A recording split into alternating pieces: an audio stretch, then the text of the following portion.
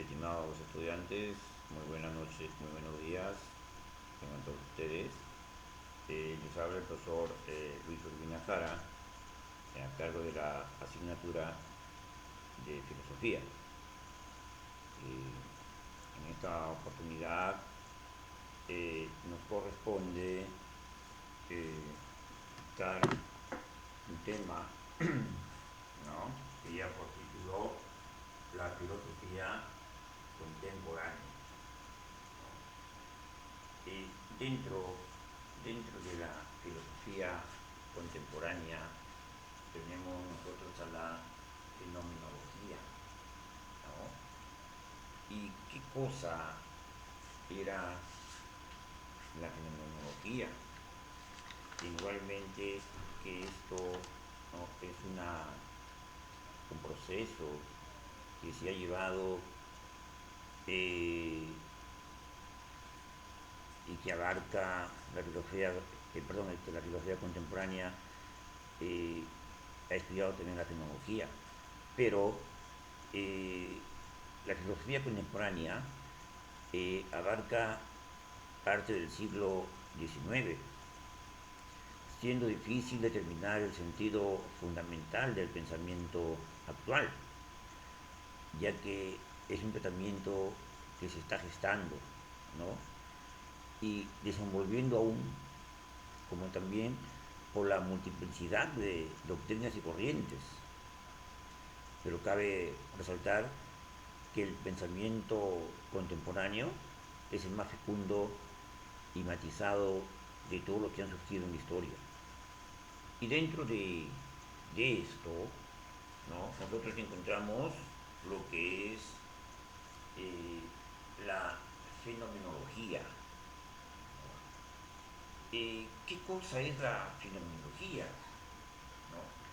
La fenomenología es una ciencia idiática, ¿no?, de objetos reales, descriptiva de las escenas de las vivencias, ¿no?, todo acto psíquico de la conciencia pura, ¿no? Entonces, nosotros dentro de este punto encontramos al, podemos decir, fundador de la escuela fenomenológica, al filósofo Edmund Husserl, ¿no?, y que decía que la fenomenología como método nos lleva al conocimiento de las esencias fundadas en la intuición idiática, pero no sensible, no sensible.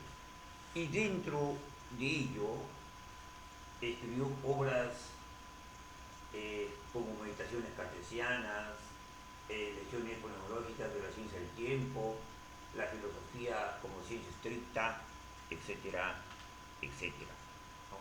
Esas afirmaciones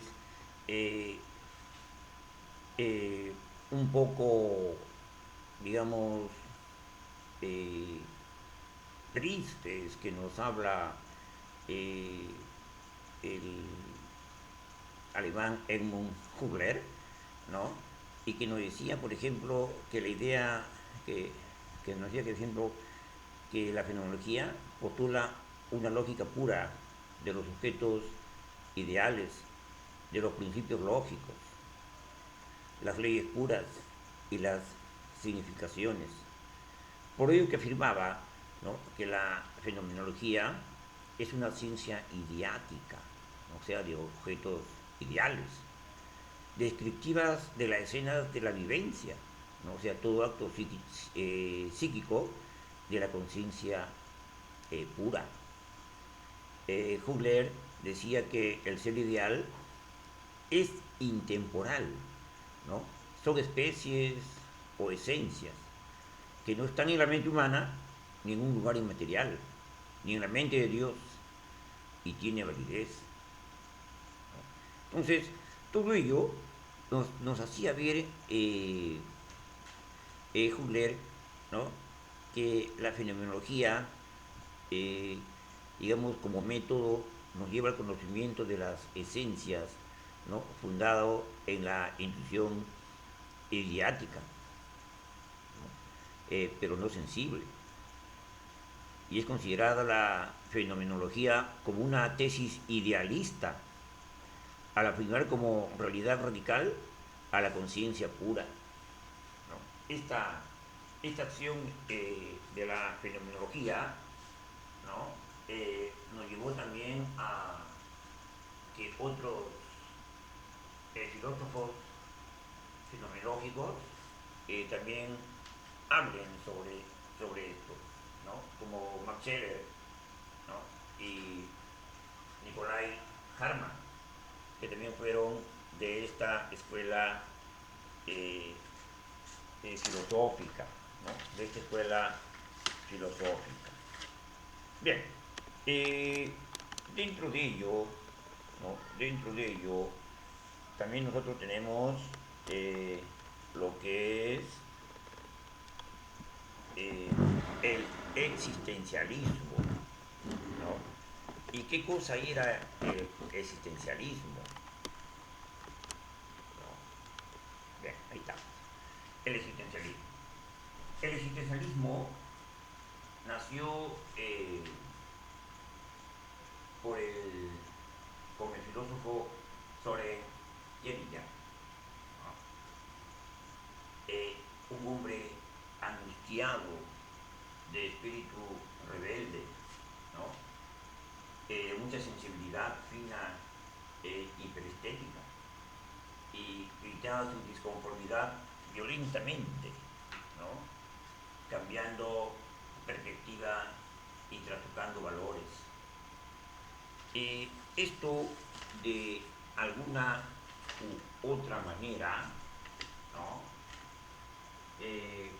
Permitió hablar, ¿no? Claramente sobre la búsqueda de la esencia, ¿no?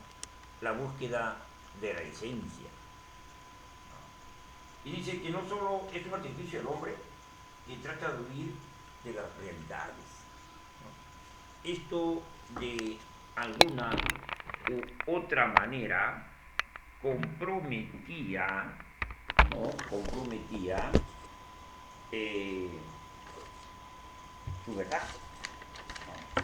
Comprometía su verdad. Eh, para qué dejar, ¿no? El conocimiento no es la mente del hombre, ¿no? Ni su modo de mejorarse. Decía que es la vida, la existencia eh, mía y la tuya son los que cuentan, ¿no? Y indudablemente que ello eh, tenía un claro mensaje, ¿no? Un claro mensaje. El mensaje de sobre Kierkegaard parecía perderse, ¿no? Eh, mucho tiempo sin que sus ideas tuvieran una gran resonancia, ¿no? Y tuvieron que pasar muchísimos años, ¿no? Muchísimos años. Eh, Entre ellos la Primera Guerra Mundial, para que apareciera un resurgimiento de esto, ¿no? Un resurgimiento. Indudablemente, indudablemente que sus principales obras, ¿no? Sus principales obras hablan prácticamente de una etapa bastante golpeada, ¿no? Habla una, una idea, podríamos decir nosotros, eh, de tristeza, ¿no? Por ejemplo, El ser y el tiempo, una obra de Kierkegaard, ¿no? El Kant y el problema de la metafísica es otra obra también de Soren Kierkegaard, ¿no? Otra obra importante, eh, Carta sobre el humanismo, discursos cristianos, ¿no? Eh, las obras del amor, discursos edificantes. Otra obra, La enfermedad mortal, ¿no? Donde analiza la existencia humana, ya que el hombre es el único ser capaz de preguntar acerca de sí mismo, el modo fundamental de ser, del existir. Decía que era estar en el mundo. Otros, otros representantes, ¿no? Fue el alemán Karl Haxberg, procedente de la psiquiatría, y que también escribió Razón y Existencia, Filosofía de la Existencia, Introducción a la Filosofía y acerca de la verdad, ¿no? En Francia también aparecieron otros existencialistas, ¿no? Como Gabriel Marcet, y en donde en sus obras teatrales ponían en escena las investigaciones filosóficas. Otro hombre importante también fue Sartre, ¿no?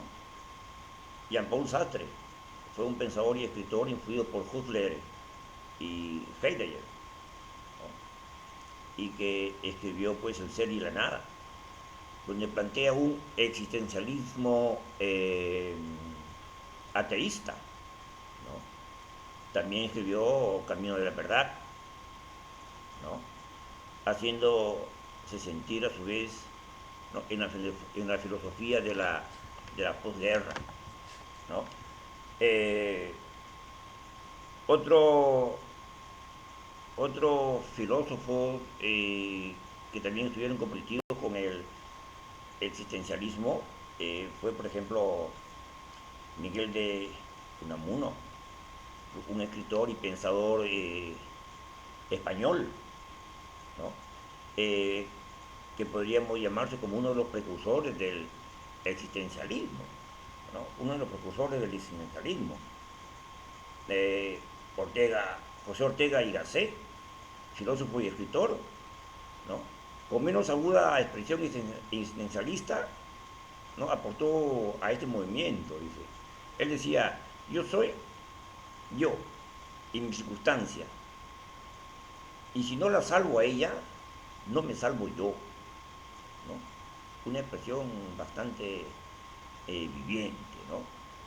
Otros pensadores difieren de sus conceptos y deducciones, ¿no? Pero se rescatan puntos comunes. O sea, el existencialismo, ¿no? Tuvo una gran resonancia, podríamos decir así, ¿no? Pero que de alguna u otra manera fue una filosofía esencial.